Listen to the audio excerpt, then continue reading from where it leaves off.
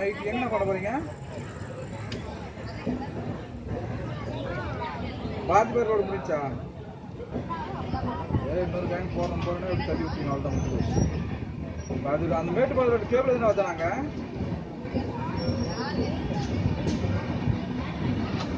Piece cable எதுனா இருக்கா?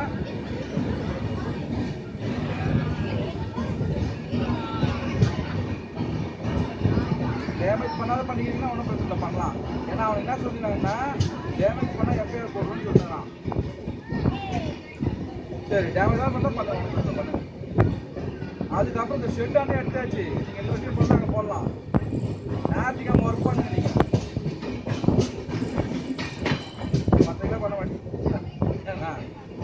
நம்ம எதிர்பார்த்து 30 ரூபா பாய் என்னன்னா சொல்கிறது எப்படி சொல்ல சொல்லுங்கள்.